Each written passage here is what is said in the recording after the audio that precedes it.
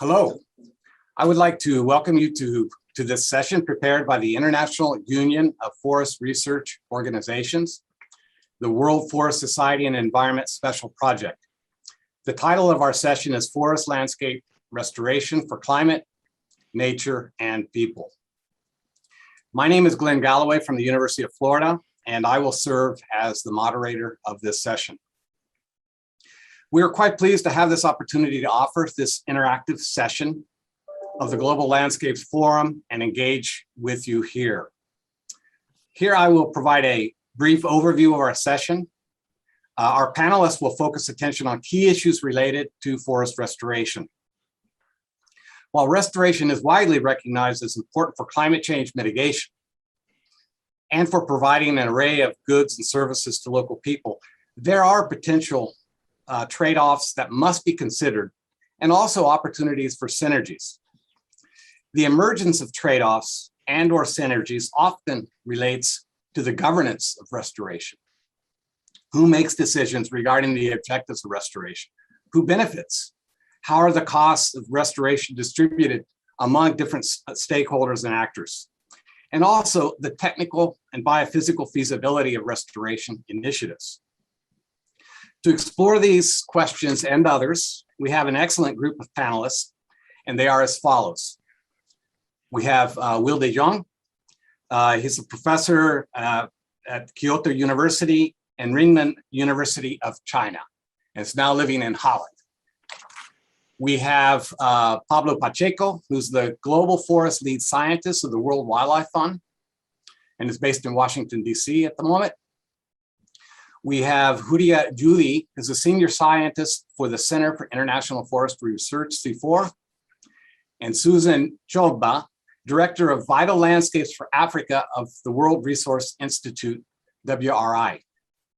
And we also have Katie Theorijo Dahanik, I think I messed up the last name, the Director of Business Development for Kijani Forestry in Northern Uganda, and a student in the UF Master of Sustainable Development Practice Program. And she will be joining the panel and joining in the deliberations we have after each talk. We also have the people that will be moderating the chat in the different language. We have Pia Katila from Luke in Finland, and she's also the organizer of this session. We have Andy Ngos from the University of Florida, as well from the Master of Sustainable Development Practice Program, and Alejandro Sanchez, a student in the Master of Sustainable Development Practice Program here at the University of Florida. Each panelist will make short presentations of 3 to 5 minutes to stimulate discussion on important questions. After these presentations, the other panelists will have the opportunity to express their reactions to what has been presented and discussed. We will also have 2 10 to 15 minute blocks during which questions and comments from you, the attendees of the session, will be addressed. Please type your concise question or comment in the chat space available, and you can do that in English, French, or Spanish. These will be translated when being read to the panelists, and you will also hear it in the language that you selected for the session. If your question or comment is meant to be directed to a specific panelist, be sure to indicate this in your question in the space.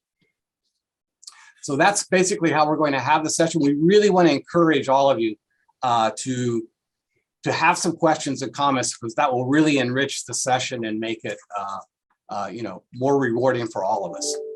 Okay, so now I'm going to invite our first panelist, Will de Jong, to address the following questions. Which restoration options and pathways dominate current efforts, and who participates and who tends to be excluded in decisions relating to which restoration benefits outcomes are to be pursued? So that's what you have 3 to 5 minutes, Will, to respond to. Thank you very much, Glenn. Thank you very much, other panelists. Thank you very much to the audience for joining our session. Of course, this is a question that's impossible to answer in 3 to 5 minutes. I'll say a few things. I'm first going to comment on this sort of agreement to stop the deforestation by 2030, which was the major achievement of this COP 26.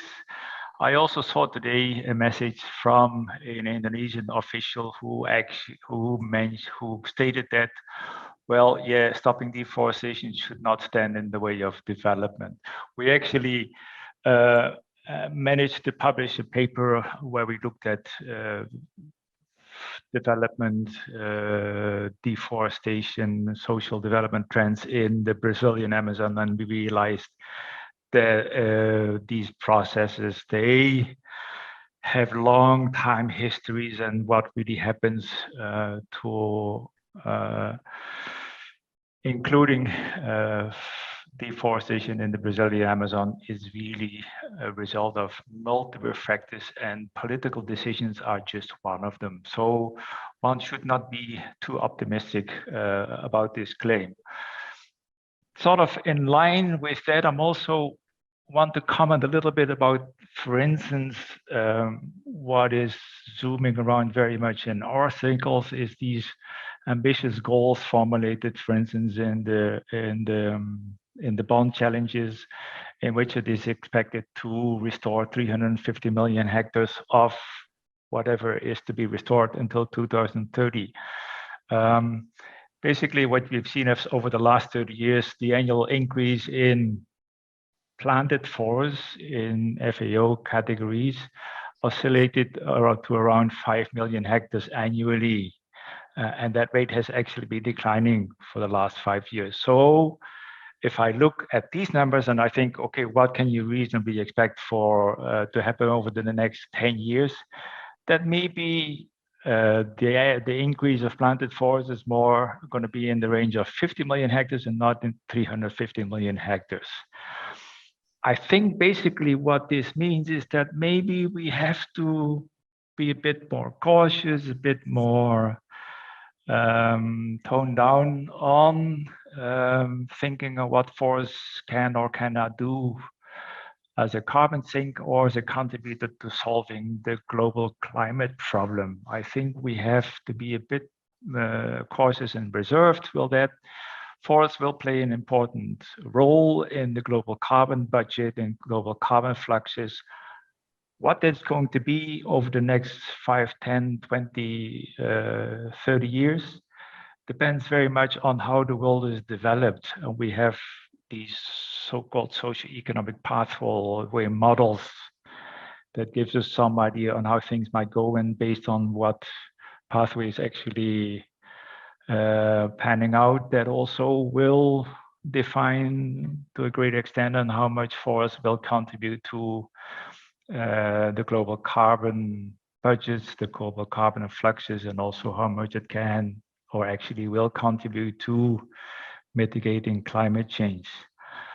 Nevertheless, I do think, and I firmly believe that that forest and forestry is really an important sector that, as many other sectors, needs to reduce its emission, because until today, forest is still a net emitter, even though a lot of carbon is absorbed by forests. But it is an important sector where we really need to think hard, okay, how can emission be reduced and how can the sink capacity of forests increase? And reducing deforestation is a major important part of that, but also is forest restoration a major part of this, of the underlying answers to this story. So when trying to answer these questions that were given to me, it's sort of unfortunate, you could say, that we do not really have very good systematic overview of who was responsible for the establishments, for instance, of more than 100 million hectares of planted forests, again, using these FAO categories that have been added to the global area of planted forests since 1919 until 2020. Again, we published a paper recently called the Global Forest Restoration Frontier. And in that, we actually did provide information on data of where did planted forests, restored forests, forest plantations, where did they actually increase mostly? And the FAO statistics say, well, most plantations were added in Brazil and in Southeast Asia, two regions that have still fairly heavy deforestation. I think, and I do not have looked really at all the precise data, but most of that is actually commercial tree plantations. But the regions that nowadays have the largest area of planted forests that in previous years, recently or a long time ago, were restored as forests, are in East Asia, Europe, and North America. And if you're somewhat familiar with, for instance, the China case, especially in China, much of the forest that has increased there, and it has increased tremendously over the last 30 years, is the result of establishing forests, planting forests to address climate change calamities, for instance, the floodings events that happened in the late 1990s in China. But if you look at countries like India and Philippines, which are two other countries where tremendous areas of forest have been restored over the last 20, 30 years, the sort of the actors that were involved in forest restoration were much wider. It was state intervention, but also civil society actors, NGOs, international development cooperation actors, and also the private sector. They were important contributors to increasing the forest areas. Okay, I think we got to leave it there for now. Okay, thank you, Glenn. Okay, thank you, Will. They're very interesting. And I think what we'll do is I'm going to shift this around, but now we have times for about 2.5 minutes of comments on, by each of the panelists. So we'll start with Susan. And you can make a comment, and then I'll shift the order as each speaker presents. So we'll start with Susan in this case. Yeah, so quick reactions, and thank you so much, Will, for the fantastic overview of the forest sector. And first reaction is to think, are we focusing too much on forestry and forgetting that restoration in some cases will happen broadly outside, designated forest areas? And with that, I'm thinking about the African continent and where we have the biggest potential for restoration. Secondly, also the statement that you made in terms of looking at that forests are net emitters of carbon. Is it all the forests in the world, or are there some areas that we are seeing trends of net emission and areas where we still have forests that are net carbon sinks? And perhaps, I'm thinking about comparing, for instance, forests in the Congo Basin as opposed to forests maybe in the Brazilian Amazon. Do you see any kind of differences there? Because I think teasing out those differences in the different forest categories, forest regions is going to be critical. So I'd just like to mention that, the forest sector remains critical, totally agree, but I think making those kind of nuances in different kind of forest sectors. And I don't know, Glenn, whether you want me to go into my own analysis of that, or you'd like me to pose that as a question to Will, just to elaborate a little bit more based on the excellent presentation he's made. I think we'll have to leave that, and we're going to have more time later on. So keep jot down these other ideas that you have, but we have rather restricted time for each one of you during these panel discussions. But then I think we'll have more time to deliberate later on. So let's keep these key questions written down. So let's go to Pablo.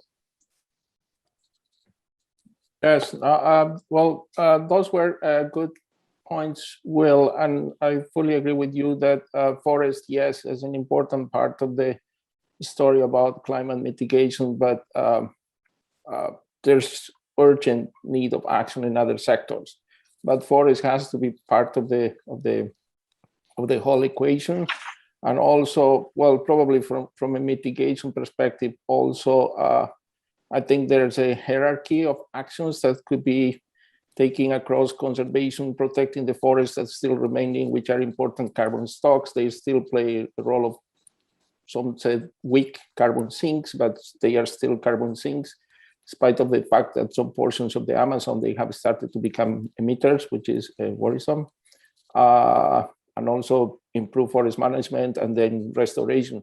And I think that restoration is also an important part of the story. But as you are saying, we have to understand a bit better what have been the trajectories of current restoration, because also analysis that was done by my colleagues, WWF colleagues from WRI, also have been showing trends to restoration. Still, we are not able to understand all the conditions and factors that play out a role in explaining these trends across the different regions. Yes, plantations have an important role, but I think there are restoration trends that also are not plantations and that have local involvement, farmers' involvement, tree planting on farms, etc. But we need to understand a bit more, and it's unfortunate that so far we have not been able to collect all the stories, and we are still getting pieces of those stories. So much more effort is needed to understand those trajectories and really to see what are those factors that can facilitate more collective action, resources, local resources, global financial resources, supporting these initiatives. I will stop there. Thank you, Pablo. Julia, now I'll ask you to weigh in here. Thank you very much, Glenn. Thank you, Will, for your presentation. A lot of what I wanted to say was already said by Pablo and by Susan, so I will just repeat, maybe say something which I think it goes a bit in the direction of Pablo. It would be interesting actually to see, I mean, we know that, as Pablo was saying, and Susan too, this is not only about the forest, but it's about the landscape as a whole. And here we could have, or we see that there are different trends in terms of what we do to kind of protect these resources. But this trend is like, first of all, we need to avoid deforestation. Second, we need to protect what we have. And third, restore. So we have a kind of an avoid, protect, restore continuum we need actually to look at in terms of when we talk about restoration. So what I wanted to know is if you have kind of, because what we see is countries have different, you could situate them in different places in this continuum. And I wonder if you have like some kind of a element of learning, like why we have in China, for instance, one more, like restore, and maybe we have in other places in the world. And I know that you are working on this kind of historical aspect of restoration too. What is there to be learned from these different, different places of the continuum? Thank you. Thank you, Julia. I think that's a really good point. And we will close out this first panel discussion with, we'll have Will at the very end say a few words, but Katie, could you weigh in here?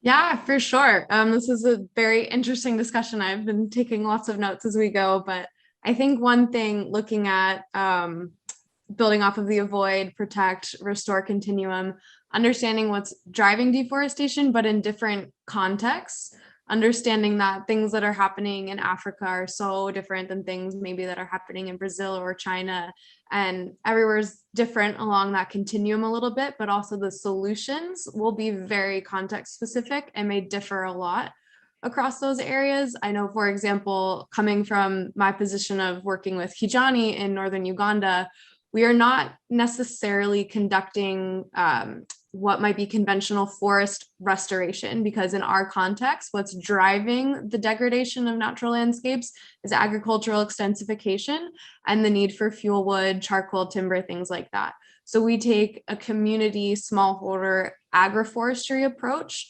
working at sort of the smaller scale to develop multi-use landscapes that sort of work in different places along that continuum, but it might not be considered, restoration in a designated forest reserve necessarily, but still contributes to the overall changing landscape of reducing deforestation and other aspects.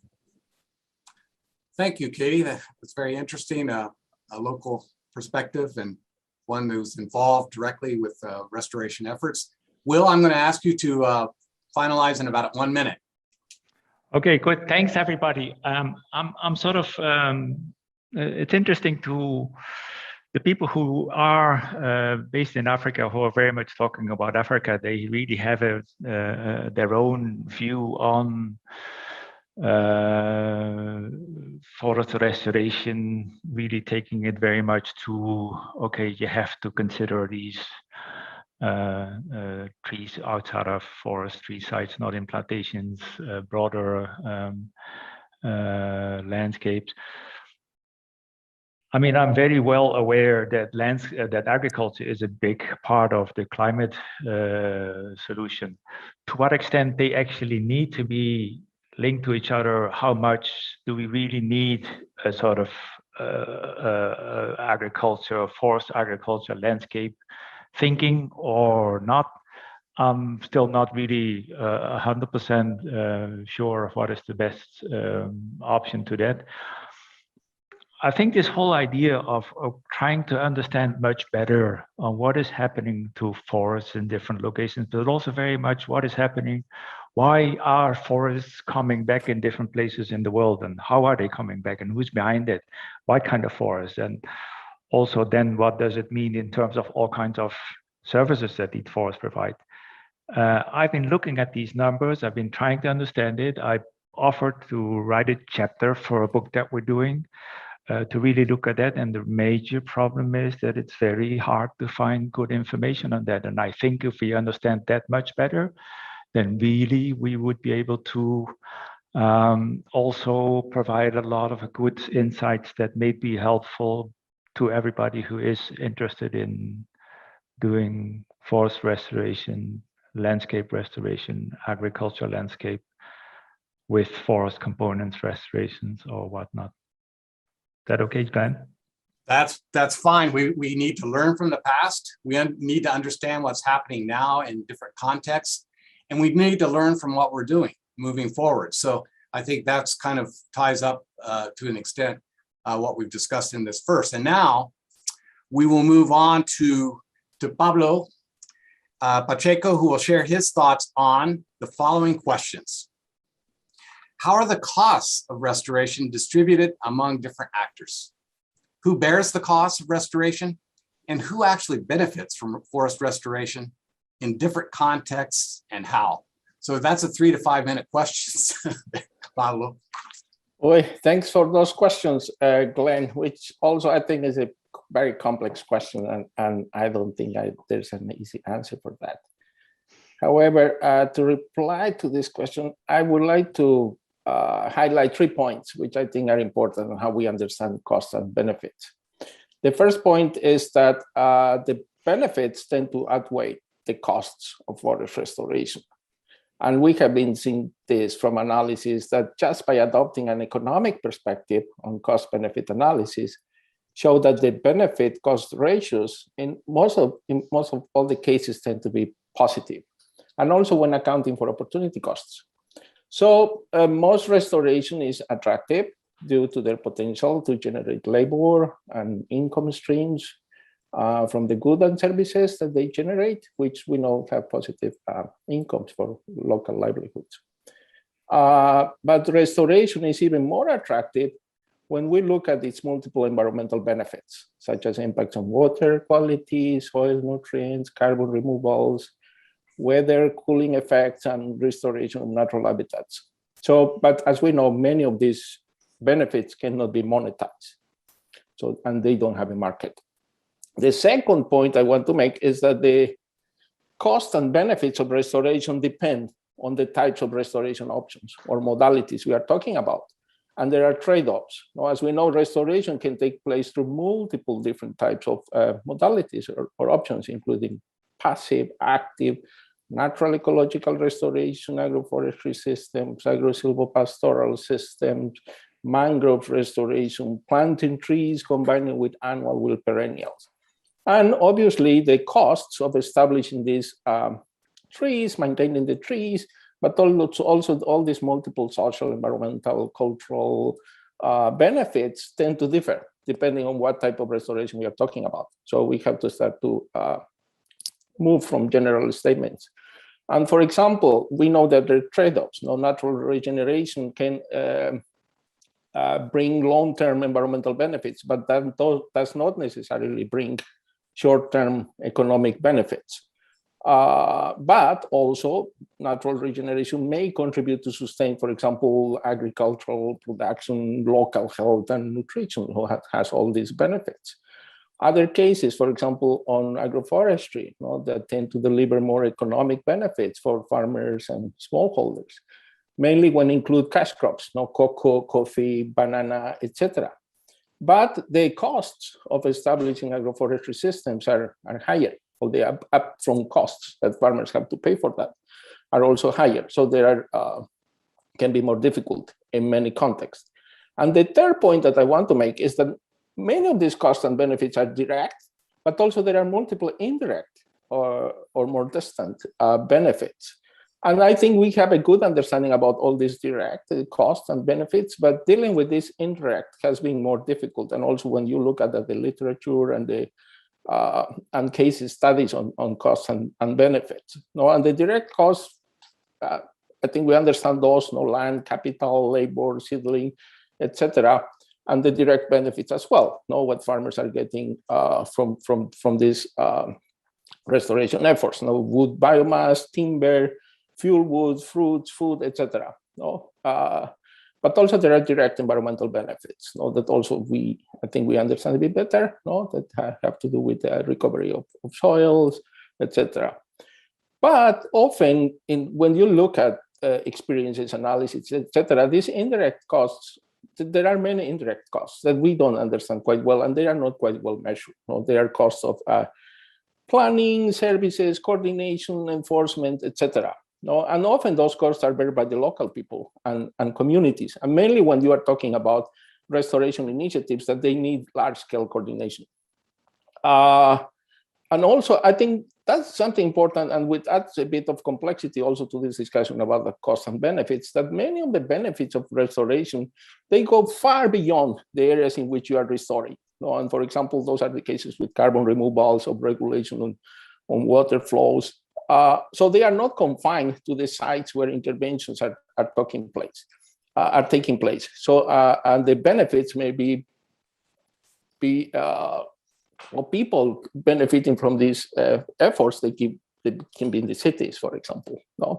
So taking these 3 points in mind, I would like to conclude saying that restoration options may benefit local people and communities. First, when they generate job and income opportunities.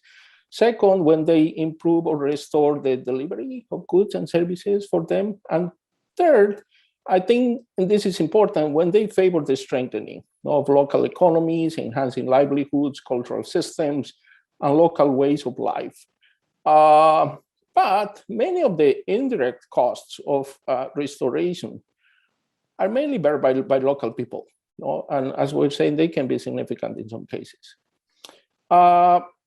Finally, I would like to say that how these benefits are captured locally by farmers, smallholders, communities, depend also very much on who has control of the land, who has the ownership of the trees, and the capacity to engage and negotiate in the markets for those products and services that they have a market value. And in many cases, and we know there are still not in place those mechanisms for how to compensate for these long-term environmental services coming from restoration, mainly when those services are being benefiting people that are outside of these areas. So those are some of the points that I would like to make, and hopefully I have replied to part of this your complex question, Glenn. Excellent response, Pablo. I think we have a lot to talk about here. And to begin this, we will now have the little session with across the panelists, and we'll start with Julia. Thank you very much, Glenn. Thanks, Pablo. Very good points you made in your intervention. I would like to, I know this is absolutely complex, and you showed very well how the complexity of to look at the benefit and the cost. What I would like to ask, or maybe to just mention, is 2 points. The first point is, I mean, we have been talking like long time ago about payment for ecosystem services. where we were talking about a lot about, REDD and benefit sharing. And so there are a lot of experiences out there, how to actually kind of balance a little bit the cost benefit, particularly for local people. And I would like to know from you, what do you think about that? Is it something which will work for restoration or doesn't? My second point, it will be very short, is about, the social benefit of trees and the cultural and spiritual benefit of trees for people, and how are we going to deal with that? Because I just came from a session about fires, and of course, when you lose the trees, you lose a totally network of people. When you lose the forest, you lose a network of people who are actually dealing and living with the forest. So what is this? How can we integrate that, all these social and cultural issues in the cost-benefit analysis? Thank you very much. Thank you, Huria. And now I think we'll move to Katie. It's your turn. Yeah, just sort of to piggyback off of a point Huria made about payment for ecosystem services. Again, I think a lot of that depends on the context that you're looking at. We've found in our context, or the context that I'm most familiar with, that a model that's seen in other places of the world, paying people to plant trees and paying people to sort of keep those trees alive and cultivate and steward that landscape, doesn't necessarily always work, especially if there's a time frame on that, then limits after sort of that program ends or those payments end. Then what happens if you haven't addressed the drivers of the deforestation that still exists? What are, to make a tree pun, the root causes of deforestation? Sort of understanding what is driving all of that forward has to be baked into all of these systems of payments for ecosystem services. And then a point that Pablo made about the high upfront costs of establishing an agroforestry system, that is so true and is seen a lot and is really an inhibitive factor in creating more larger scale agroforestry systems. And the entire approach that Kajani takes is sort of eliminating a lot of those barriers to access, specifically around accessing high quality seedlings. So understanding how are these communities who have the will, have the land, have the time, the energy, the enthusiasm to be engaging in agroforestry systems, but don't have access to any seedlings because they're 5 hours away in town and are too expensive. So how do you then look at that structural barrier and eliminate that and make it more accessible to people? So that's, we do that through community nurseries that I won't get into in this short amount of time. But it's just really interesting to see sort of all of these different pieces and how each different context has a different solution, or it needs to have a very tailored approach to it. So my 2 cents. Thank you, Katie. Susan. Pablo, that was an excellent summary of a very difficult question. So I have 2 quick reactions to it. First, the aspect of communities, local communities bearing most of the cost, whereas the restoration benefits that are being derived can be experienced way beyond where the communities are internationally. In the cities, carbon sequestration, hydrological functions are experienced. They benefit, people who are far away from where these benefits, where the work is being done. And one of the key things that I've been extremely concerned in this space is, for instance, we are not lost to the fact that we've had huge announcements of billions of dollars that are going to go to restoration, $2 billion for restoration in Africa. And my question is, how much of that is going to really get to the local level? How much of that is going to compensate for the hidden costs that communities really bear to do restoration, right? Because if we don't get that right, then you can forget it. Because if the value of a tree when it's dead, when it's in the form of charcoal, when it's in the form of firewood, when it's in the form of other, is more higher than when it's standing, then we are still going to talk about deforestation happening. And restoration is going to be extremely difficult. And even if people restore, the fact that, Katie has mentioned, the fact that once projects end, you don't see that continuity is because nobody's paying them, even though the trick will continue sequestering the carbon and driving other benefits. So we need to be, and I've been extremely concerned and looking at options of where we can be able to direct finances directly, cutting down what we call the middlemen and other institutions that sort of suck the benefits before they reach the community, in the case that we are seeing now, these kind of commitments. So that is going to be crucial, because unless we see that, then we continue talking of communities bearing the burden and then driving the benefits for everybody else.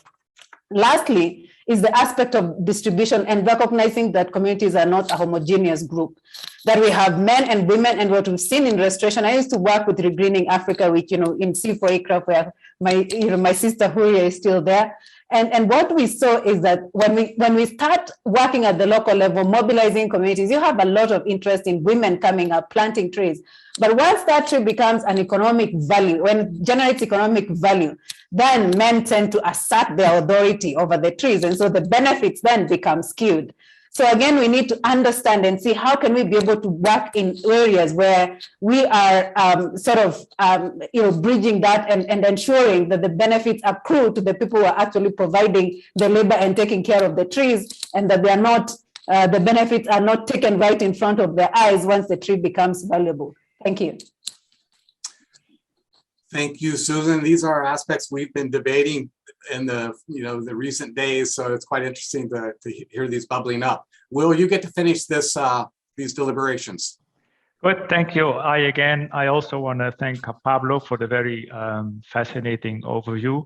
I'm first going to ask the main question. If planting trees or restoring tree vegetation or restoring forests is so beneficial, why are people not doing it? And I think I can, of course, understand that there's a whole number of factors that will stand in the way for this to happen. But I want to pose it anyway. If this picture is so positive, why isn't there much more tree vegetation, forest plantations, or something like that there? Second question is a bit more.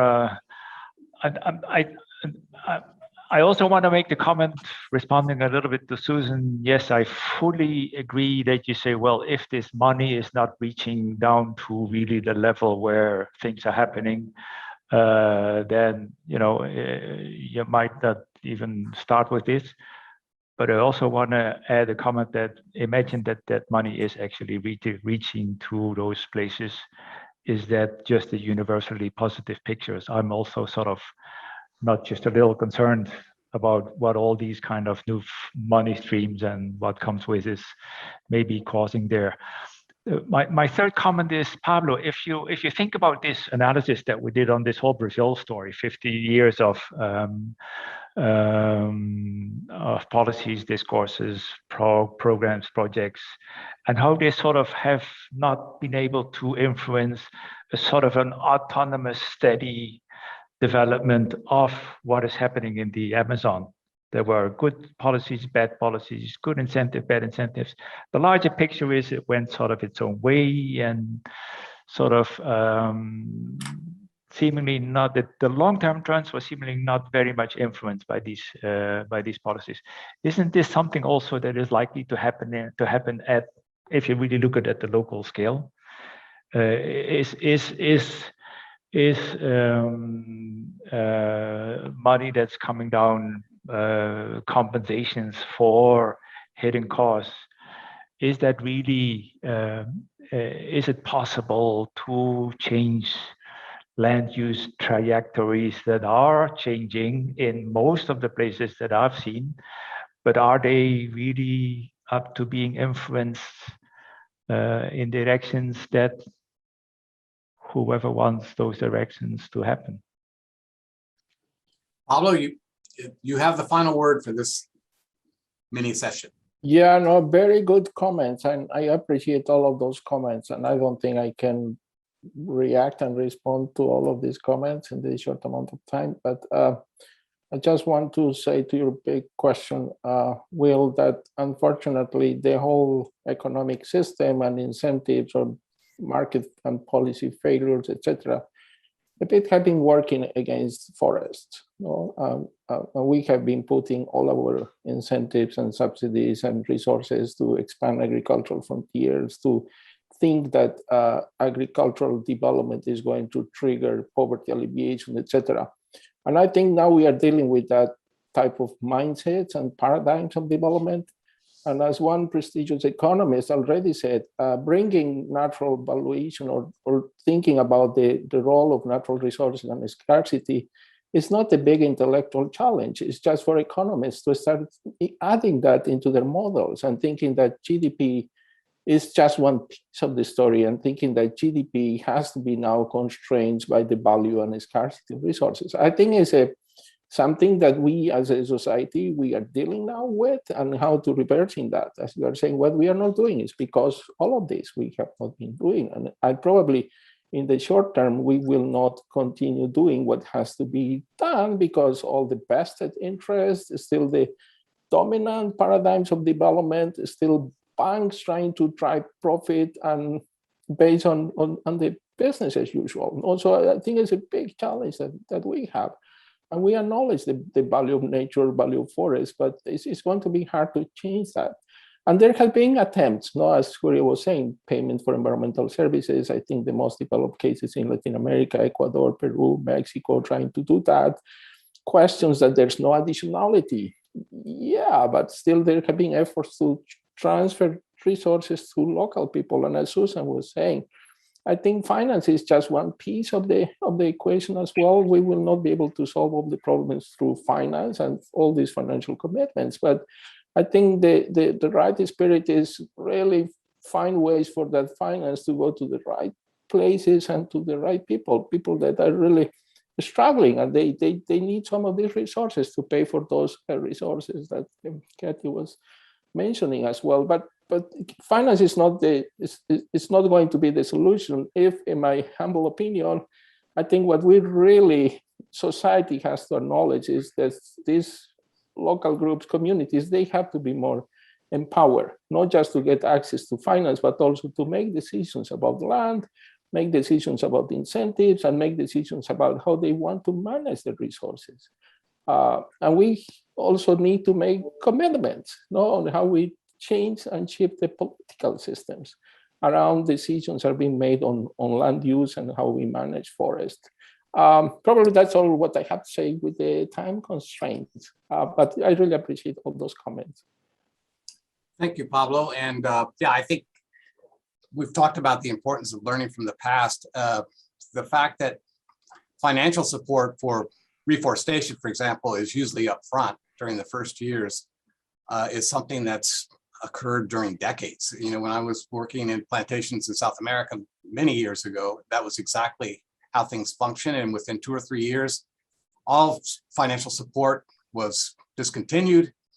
And we're dealing with long-term processes of development and so forth. So the idea is if we only have a pulse at the beginning of financing, we are probably setting ourselves up for some of the difficulties that, you know, we can learn from in the past. So now we have our first opportunity to take questions from the broader audience. And I will ask our chat moderators to convey questions and comments that they are receiving in the chat. So Pia, Alejo, and Andy, do you have some questions for us?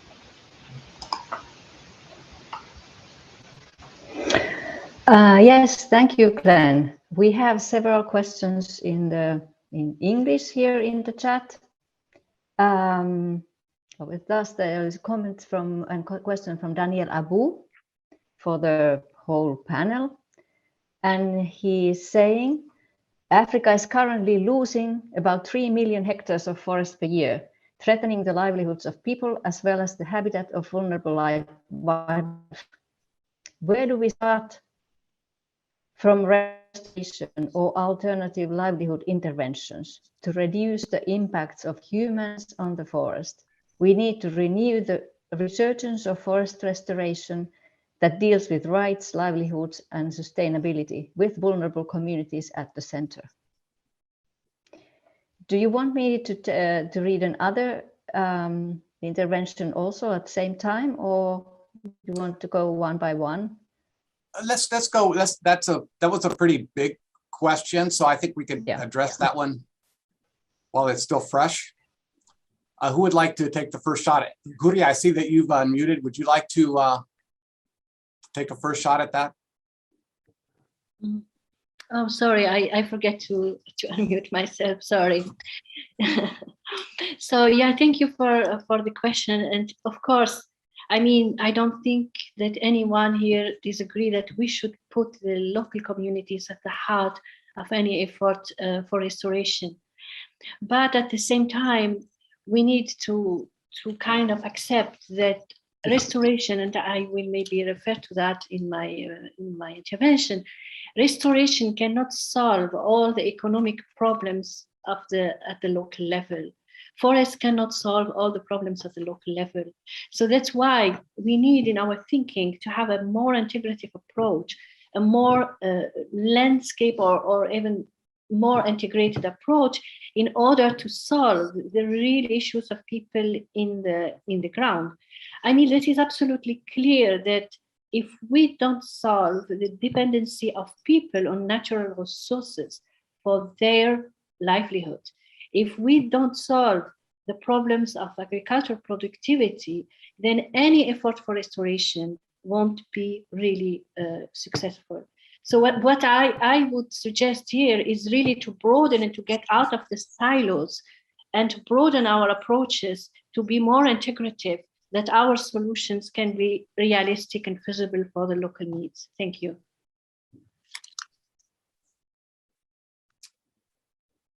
Who else in the panel would like to? Susan? Yeah, so excellent point there, Huria. Maybe what I could also add is the importance of looking at governance of forests in Africa. I think, you know, as we've seen from the previous discussion, whether we talk about putting a lot of money, if we are not sorting out the aspects of poor governance of forests. So there's a lot of research that shows the strong correlation between weak governance and deforestation rates on the continent. And so if you're looking at areas where you're experiencing a lot of deforestation and not really looking at governance aspects, then addressing that deforestation is going to be, you know, almost a pipe dream. And what do I mean by governance? I mean aspects about, you know, we still have vast areas that have strong state control of forests, with very weak then aspects of law enforcement and very weak rights for local communities. And that's a recipe for disaster, because on one hand, the state is not able to protect those forests. And on the other hand, it's not willing to decentralize and give more power to local communities to manage those forests. And so you have a space where local communities feel, you know, they don't have a sense of ownership. They don't have, you know, they don't benefit from say when there are other commercial activities like logging, the benefits don't accrue to communities, because then these are termed as state forests. And so addressing those aspects of governance in areas that we still have forests, and looking at models that have worked. So for instance, we've seen countries like Tanzania looking at decentralized forest management and seeing very positive results once communities have stronger rights to manage and take care of forests. So we should ask ourselves, why are we not really looking at these models, how they can work in other places like the Congo Basin, where we still have huge tropical forests remaining, but that are experiencing a lot of pressure. Most of that pressure is coming from shifting cultivation or slash and burn. It's coming from charcoal burning. It's coming from expansion of agriculture into these forest areas. And so looking at how we can engage communities and decentralize those forests, give more powers to local communities, could also be a strong avenue to addressing deforestation, in addition to what Huria has just mentioned. Thank you. Thank you. I think we'll take another question now. Okay, I would like to draw your attention to two interventions from Stephen Elliott from Chiang Mai, Thailand. First, he comments that we need low interest loans to farmers to cover up startup costs, but also long-term PES payments to prevent conversion of restoration back to other land uses. How about flood drought insurance, which pays a portion back to the upland forest restoration implementers? And I would like to take this opportunity also highlight his other comment and question, and this is about the national seed collection programs with seed banks. is needed to feed into national network of community tree industries. That would address the issue of lacking planting stock. Okay. If I We can have a take couple on the quick first questions here. question, Glenn. So the Okay, low Pablo. interest loans. Yeah, I think there are now multiple of these type of financial mechanisms and systems and architectures being designed and how they can fulfill the needs of farmers for getting access to credit that is low interest, long-term credit, attracting more patient money to these places. And I think what's more interesting is find different ways how you combine portfolios of different financial investors. So the point that I want to make is that a solution for one place may not be the solutions for other places, and really these financial services have to be tailored to the needs of people in the different places. In some cases, you can have just a bunch of smallholders that they need long credits with low interest. In other cases, you have to provide more long-term financial services to cooperatives and associations, for example. Also depends on what type of restoration, etc. But and I think what's going to work, and the point I want to make, has to be tailored to the specific needs of some places. And there are multiple of these instruments that now, and this is becoming more important now that there are more offers of finance. And again, as Susan was saying, the key question is going to be how those big offers of money are really going to translate to these landscapes or places and tailor to the needs of these people. Katie, did you want to weigh in? Yeah, just sort of picking up off of what you mentioned about, low interest loans to farmers and payment for ecosystem services. While there are those mechanisms in place, the next step is then determining accessibility of it and how accessibility of those mechanisms differs by gender or different intersectional identities of these smallholder farmers. Women generally have far less access to these low interest loans or these microfinance institutions, things like that. And even beyond gender, your rurality, how far you are located from these town centers, which are typically in more urban places. So the access and bringing it sort of out to these rural places is one of the steps. And it's just been really, interesting to think about how we really do bring a lot of this out to those places. And then addressing the issue of lack of planting stock.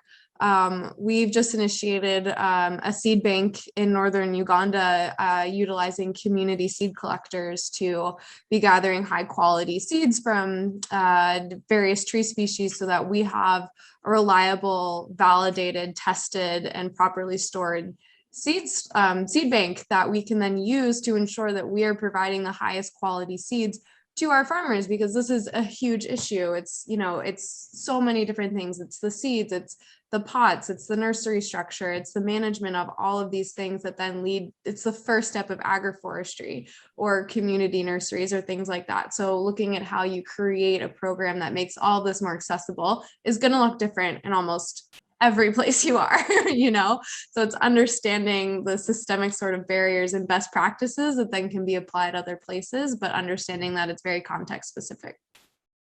Okay, thank you very much. Pia, I think we're going to have to continue with the next panelist because somehow time is slipping through our fingers a little bit. So I want to make sure that everybody has an opportunity to present, and we have, so we'll build in as much time as we can at the end for additional questions from the audience. But I think now we will shift. Thank you for those questions, and I wish we had time for more. But now we will shift to Kuria, who will share her thoughts on what are the challenges and trade-offs of restoration at the local level. So we're kind of building on some of the topics we've been discussing. So Kuria, the floor is yours. Thank you very much, Glenn. Yes, indeed, we touched too many points I would actually have been added in my intervention. So I will also leave those away because I think we talked about them. But I would like to start maybe by saying there are a lot of disconnect and mismatches between restoration at the global level and restoration at the local level and restoration at the national level. And those gaps or those disconnections are actually the ones who are creating the most challenges at the local level. Now, if I'm taking the local level perspective, we have a disconnect in terms of timelines, because local level livelihoods are the most important. People at the ground, they need for their daily life to use the trees and the forest. This is not for tomorrow waiting until the tree grows and produces carbon, because people cannot eat carbon. I mean, we eat a kind of form of carbon, but not this carbon we're talking about. So I mean here that we have this disconnect in terms of needs. We also have a disconnect in terms of timelines and scales, because if we decide at the national level, and I'm going back now to all the pledges who are happening here at COP26, those pledges are made without the local people present here. I am in a COP where most people from the southern countries are not. We are very few of us who are at this COP. Now we are talking about pledges and restoration and what we are going to do with the land of the people who are not here. And I think this mismatch is a big problem. And if we don't solve that, we are not going to move actually forward in terms of restoration. Because whatever we do here, whatever we decide here, this is a very simple fact. You need someone to take care of every tree in the field. All the pledges you are making, this is every one of them. You have one person at least who needs to grow the tree, to look at the tree, to give water to the tree, to protect the tree from the animals. And this is like, it sounds very simple, but this is why restoration was not successful in the past. Because just of these simple things that you have a goat who is going to eat your tree. So the pledges doesn't help in this case. So this mismatch of, making the big pledges, but not having the people who are going to take care of the trees on the table doesn't make for me any sense that we are going to move. The second point I wanted to make is that we are looking at the local level at something which is kind of fixed in our imaginaries. We have imaginaries of rural areas. Those are people, poor people staying there looking for agriculture. We are not taking in account the rural transitions which are happening. They are happening everywhere, but they are in Africa, where this is where my most work is. We are having a trend that people are going to move to the cities, to the bigger cities.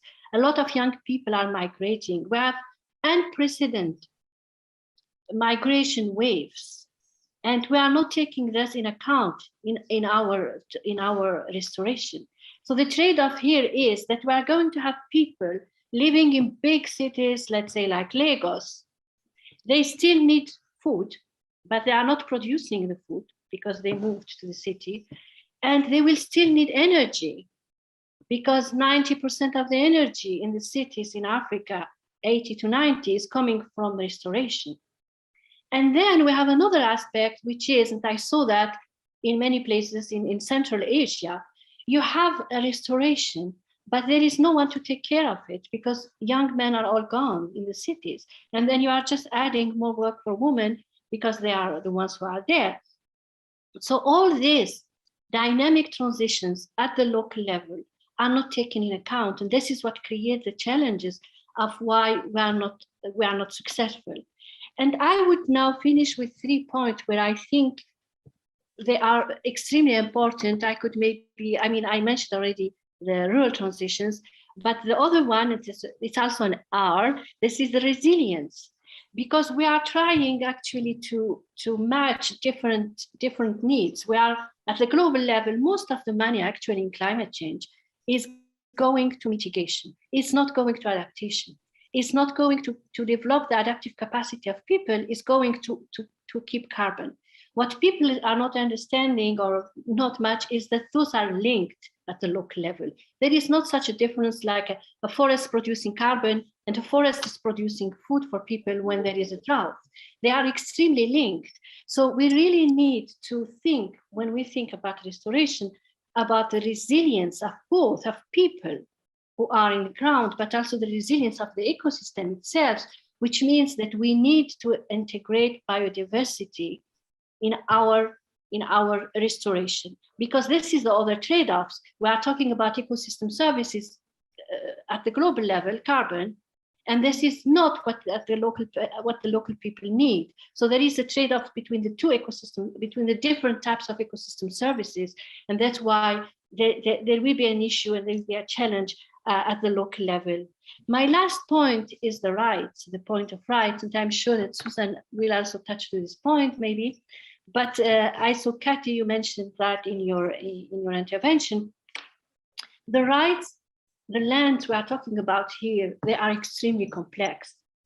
I just give you an example. In Burkina Faso, you have a land where the rights, the people who are using them, their rights differs from like the time they arrived in the village.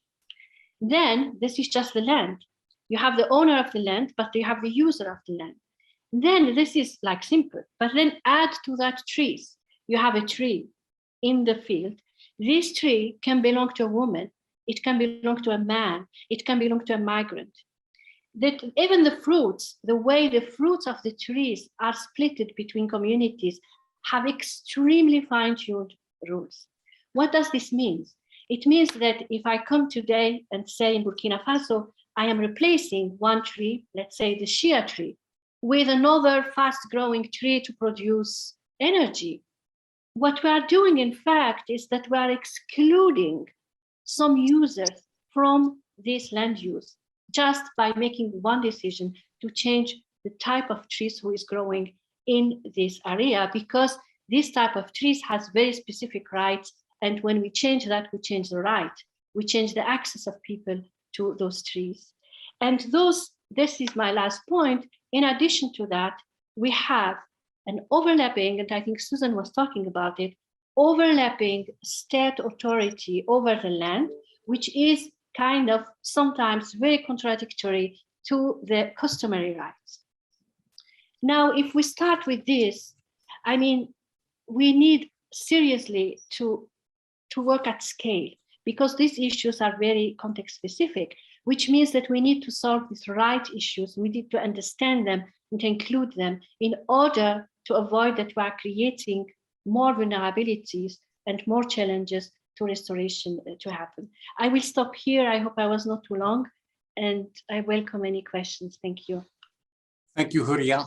A lot of really interesting points, quite provocative. So I think what we'll do now is we'll ask Pablo to go first for a very short intervention. Thank you, Glenn. And Huria, I think you have made all the right points about what are these challenges, and I will not add to them. I agree in many of those. But I wanted also to include to this discussion that, we see that all these, there are economic transformation, political regulations being constantly negotiated, and also different stakeholders still competing for resources and trying to acquire resources. And also, as you are saying, in many cases, local regulations and authority systems, that they devise these complex rules for distributing access and benefit. But part of the challenges, and mainly this is coming from a Latin American perspective, is that also, if you want to, societies or national societies want to make progress, also they need to have some kind of, as one colleague used to say, sticky institutions. So institutions and rules that stay in place. And I think one of the best cases that we have is Brazil. There's progress, comes a government, dismantle institutions, create new rules, create uncertainty, etc. And we constantly face these, that rules keep negotiated in such a way that you don't have sticky rules and regulations that may help you also to make progress. So, and I think my question is how to deal with that. Okay, Pablo, thank you very much. Will? Good, thank you, Huria. I also very much enjoyed your points. I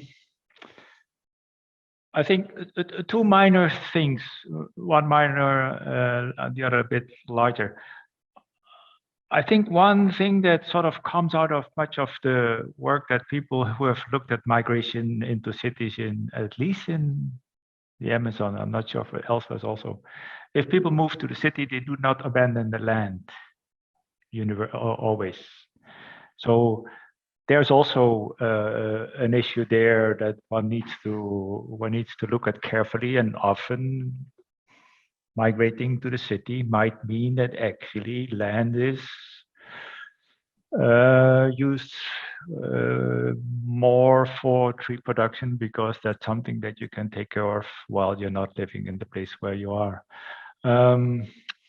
One part of my introduction that I didn't get to do because I was cut off by Glenn was I wanted to talk about what I see in cases where with colleagues we looked at transition, livelihood transition, land use, land cover transitions in communities. And you see in quite a few places, we see examples where that is happening. And I think transition, livelihoods transition, land use transitions are happening all the time, everywhere.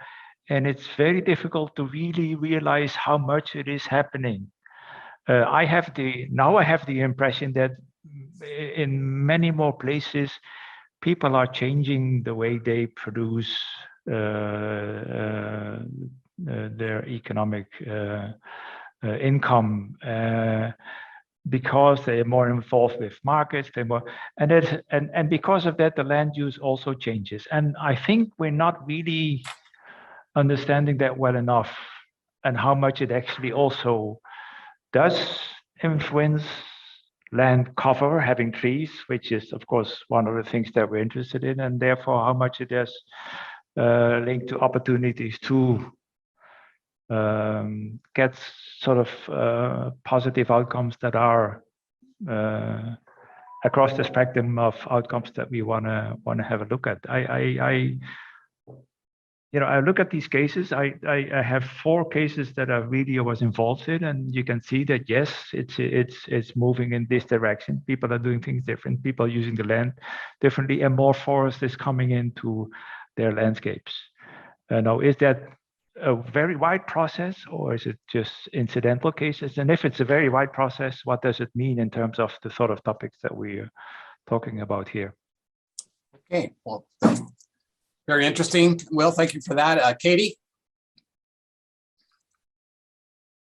Yeah, I think speaking to the livelihood transition and just like land use change that comes with urbanization and all of that, I think a huge piece of that is also looking at agricultural intensification and increasing production, especially in sub-Saharan Africa, where production rates tend to be a lot lower for a variety of reasons. But how can agroforestry systems or tree planting or restoration sort of complement those efforts? Because a lot of the farmers that we're working with are not replacing their subsistence farming with charcoal farming or energy farming. It's an addition. It's, they still need the food that they're growing to eat and feed their family, but it's an additional income source. So it's sort of looking more, I don't view it necessarily as a livelihood transition as much as I do livelihood diversification, adding additional income streams, adding additional economic activities to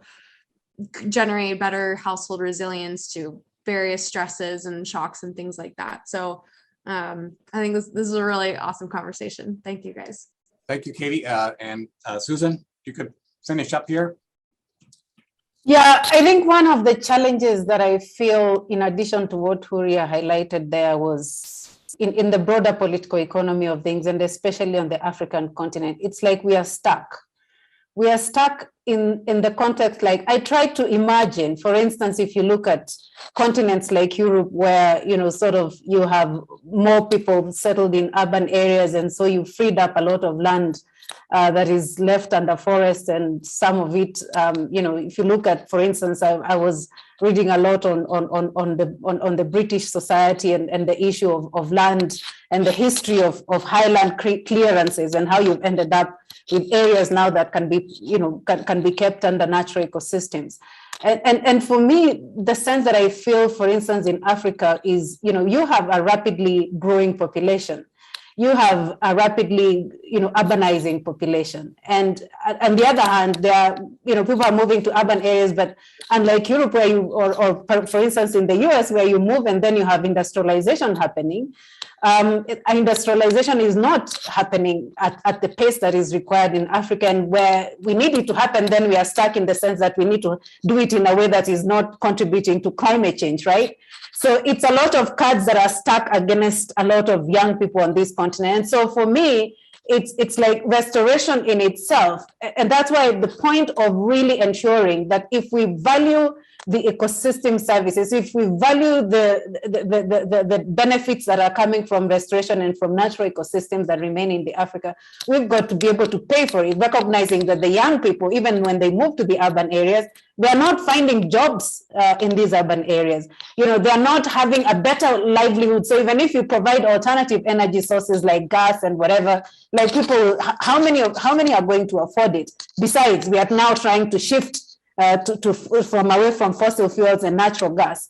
So it's a whole sort of factors. But the point I'm making is, for restoration to be able to happen and to overcome, to unlock that challenge, the value of trees and natural ecosystems has to be high. It has to be higher than the alternatives.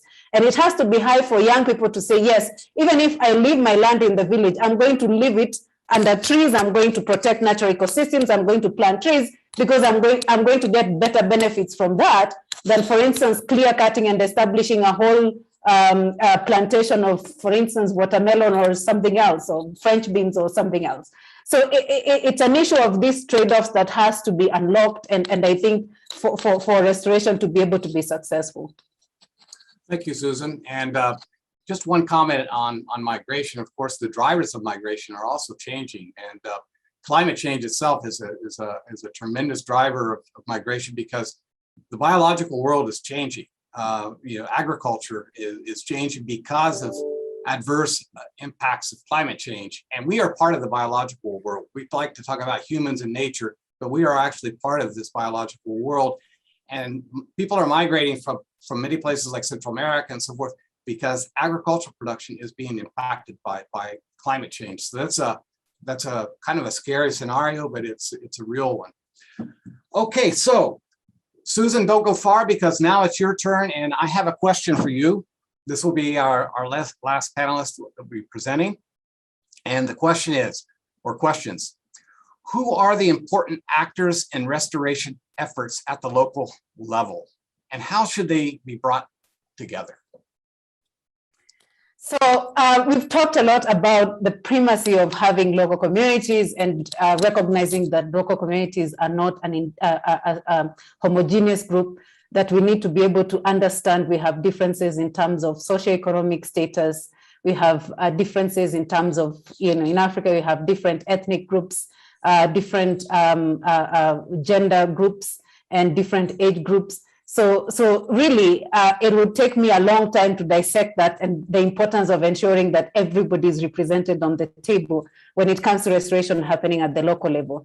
So Indigenous communities and Indigenous groups, it's really important to see them being recognized currently as key drivers for protection, but also really for forest protection and also in terms of restoration. So let me leave that category, because we've talked a lot about local communities a lot in this discussion, and delve a little bit into other groups. And let me start with the state actors. A lot of times we tend to think that we can do restoration without state actors. And to be honest, that's a very bad misconception. As I mentioned earlier, even in areas where we assume these are community lands, if you look at most of areas where we have forests that need to be restored, some of these areas are government-owned lands. And even areas where you have outside government-owned lands, you're still interacting a lot with different ministries. For instance, I'm sure, Katie, you have experiences with the Ministry of Environment, Ministry of Agriculture when it comes to agricultural lands restoration. And these agencies are extremely important. Even when we feel that sometimes it can be quite a process of getting them on the table, it's crucial because at the end of the day, other actors, projects will come and go. NGOs will be in a certain location for a certain period of time and then they'll go, but state actors will always be there. So it's very important to understand that we need to engage with them. But also when it comes to issues that Huria mentioned in terms of policies, who is going to change that policy if we don't engage with government actors? Whether it's making policies that will support land restoration or it's removing bad policies that are preventing communities from restoring land. One of the key things that happened for us when we were doing land restoration in Niger that was extremely mind-blowing was recognizing that it's not even trying to change the policy. It's when the state agencies don't enforce policies that were anti-restoration. So for instance, if they don't enforce the issues around protecting trees and let communities get on and do the farmer managed natural regeneration, then the farmers got on and did farmer managed natural regeneration. But when they enforce rights and those rights are not pro-restoration, then it can be a problem. So it's really removing bad policies and looking at ways of navigating these issues that it's important to engage with state agencies. Second category of actors is the private sector. Private sector, we've seen a lot, what Katie mentioned, the drivers, what are the drivers of land degradation and deforestation?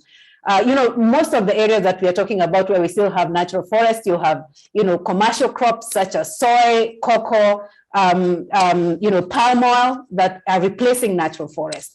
And these are big private sector investors that are working in these areas, even though some of them are subcontracting smallholder farmers, but most of them who are the biggest off-takers of the cocoa, and so engaging with them and shifting towards sustainable land management practices and understanding that we need to protect areas that are under natural forests. It's not all about money. We can't eat money.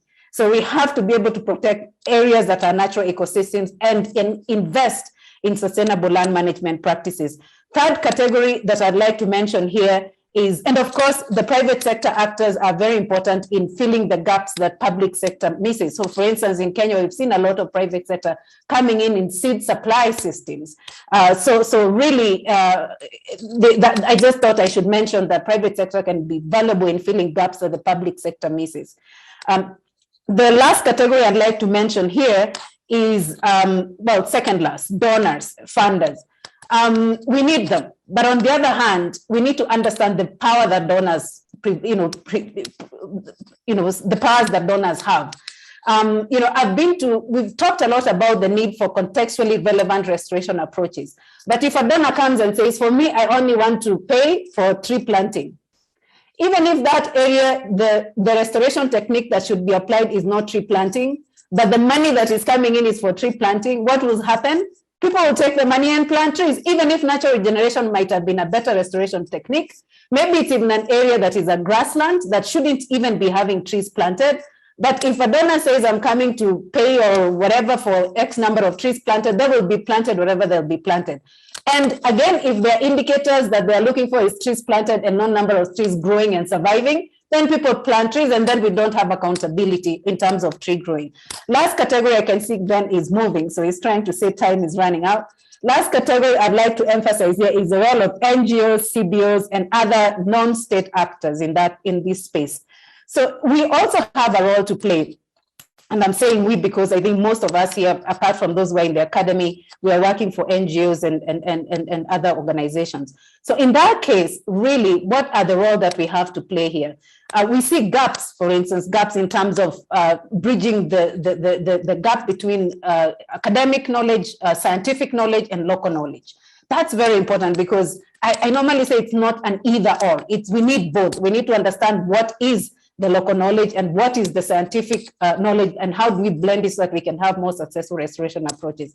Secondly, we see gaps in terms of technical capacity in monitoring, technical capacity perhaps in more aspects like grafting where farmers do want improved varieties. And also, of course, the aspect of research, it's very, very important so that we are learning from our mistakes and learning rapidly and being able to change that perspective. So all these actors, they're supposed to be brought together. And if you ask me, Glenn, in terms of summaries, who should be able to bring that? It should be the national and subnational governments. It should be government entities. As I mentioned, because all of us, we never stay in a particular landscape forever. And if you are staying in a particular landscape forever, then we are failing.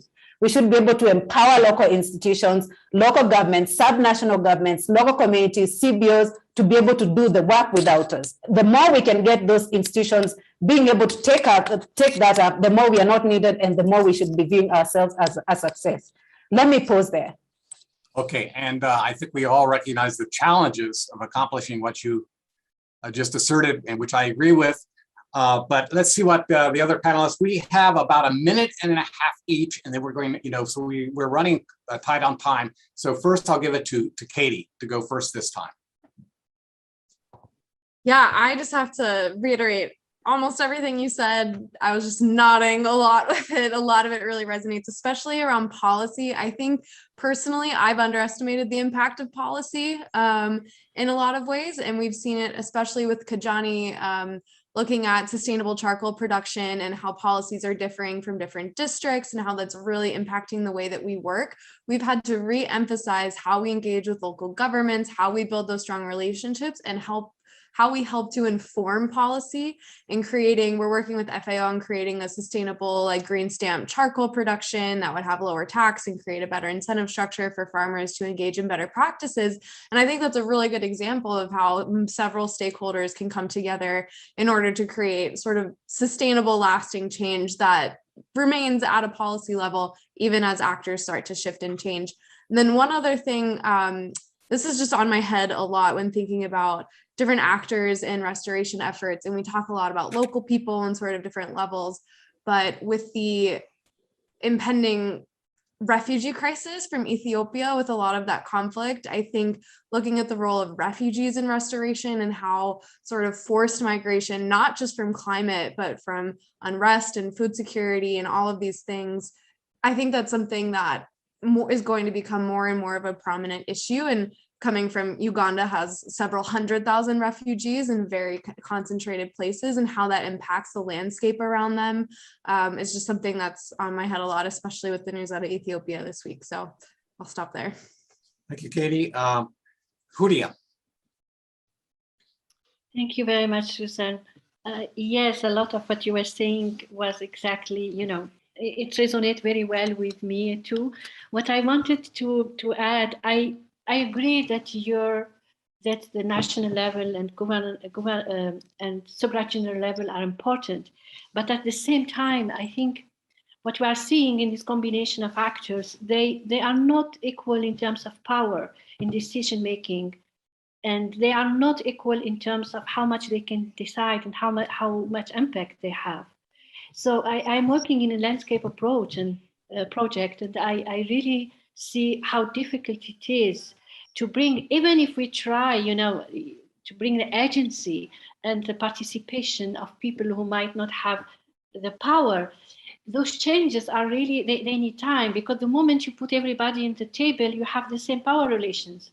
So you have the pastoralists who are not talking because they are afraid that they will get some negative impact because they are talking. You have women who are not talking because they are afraid they will have some social repercussions if they express their opinion. So coming back now, this is the question of power, but coming back to the national state, this is also changing. Like, we worked with politicians, and then you develop the whole program with them and everything is fine. And then the next day they are not applying, they are not, at the government, and then everything you did, you have to start again. They are also not a stable instance which you can count on. And this is why I do think that we need to create an equal process of negotiation between all these different actors, because if we don't manage these power relations, we will have private sector making decisions to get money from whatever they are doing. You will have the politician who wants to be next year the president, and who will do completely a different program, and he will tell you, yes, I'm for restoration. At the same time, working on another policy, which is increasing deforestation. So the thing is that we need a transparent and fair process of negotiation in a platform or whatever it is, who is taking care that all these voices and all these interests are kind of balanced. I will stop here. Thank you, Huria. And Will, you have the last word of the group of panelists. Thank you again, Susan, everybody. When I went to Indonesia in 1992, I started working with a small NGO in West Kalimantan. And one of the things that they did is charcoal production with local people, including tree planting. And I looked at their website not very long ago, 30 years later, and they're still there. They're still doing their things, and they're still collaborating with communities. You know, trying to build on the work that they have been doing. I fully agree that anything that you want to do there, if it's short term, then it's not going to have major impacts. It needs to be long term. There needs to be somebody there who can see things through, remember how things were done in before, make sure that things are not going one direction one day and then next year or 5 years from now in a totally different directions. It would be, and of course, governments or government agencies, they have responsibilities, and they do not come in and come out as many other actors will do. But of course, you know, the points that were made before, governments are also subject to changes and policy changes, and that is a problem. But I would also say that's something where I would try to put my money to make sure that maybe there is something that you can trigger change, promote that there is a bit more of long-term thinking, long-term support, be the one who takes care or at least tries to coordinate or overviews or understands what all the other actors are doing. So in that sense, I would agree with your point, but in many places, governments are not at all that well performing. And quickly, let me add, Glenn, I'm sorry for this, but I think a key ingredient of all of this, acknowledging all of these actors, is really how to trigger collective action. And collective action where the engine is not just profit. And we have signals now, and we are seeing signals that that's possible, but I think probably that's one of the major challenges, in my view. And from my understanding, I think Bia, am I correct? We have to leave it there because I think we're coming up to 9:30. So I think our time has come to an end. I would really like to thank our panelists for their insights and discussions. And I want to convey our appreciation to all of you who have joined us from different parts of the world. We hope you have enjoyed the session. We hope it's invited a lot of reflection and so forth about these complex issues of restoration. We've recognized that you really need to have a holistic understanding of what restoration is. We need to learn from what we're doing. We need to learn from the past. It needs to be inclusive, take into account power relations. And yeah, so we have a lot of things to think about, but it's interesting. I think most of us are kind of on the same page. So there's kind of this broad understanding of the challenges that restoration that we are facing from restoration. So we hope that you've enjoyed the session again, and that you will enjoy the rest of the GLF. And we wish you the best in your professional endeavors, and also in sustaining good health during these very challenging times in which we are living. So thank you all for joining us, and have a good rest of your day or night, wherever you are.